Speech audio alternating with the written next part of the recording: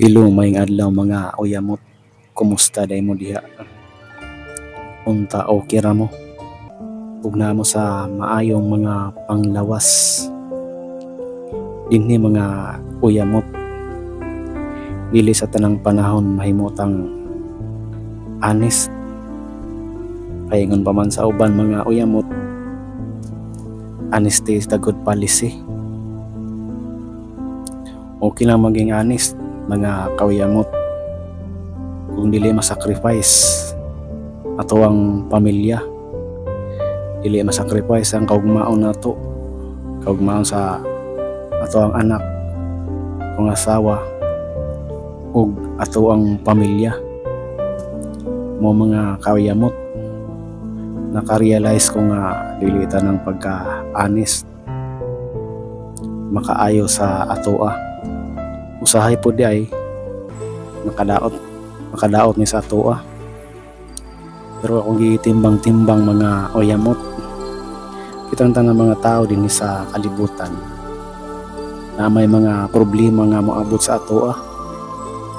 Kung pagsulay ba kini sa Ginoo, itestingan bata sa Ginoo kung asa gyud ta kutob. Kinahanglan kung say moabot sa atong kinabuhi ang mga pagsulay, problema man, ito kining dawaton.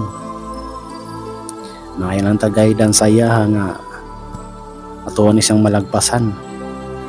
Masulbad ni siya sa maayong mga solusyon. Kaya ng mga problema adunay solusyon o kasulbaran. Kinahanglan kung doon na kay problema, ayaw po kinig solusyon eh. Ug lain pang problema kay madugangan ra imo mga problema mga uyamot. Kinahanglan mo kalma ra ta. Mutuo ra gyud ta sa Ginoo. Kay tanan nato mga pagpanginabuhi din sa kalibutan, nanginahanglan kita guidance sa Ginoo. Kaysa may nagabantay ka nato sa matag adlaw, matag panahon. Siya man naghatag sa tog kinabuhi. Kung nagaginhawa man kada karon mga uyamot, mahitungod ka na sa Ginoo.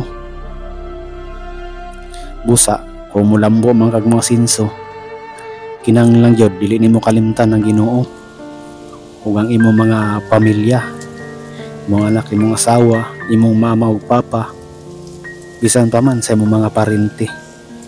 Dinilang kutob na ing adlaw kanyang tanan.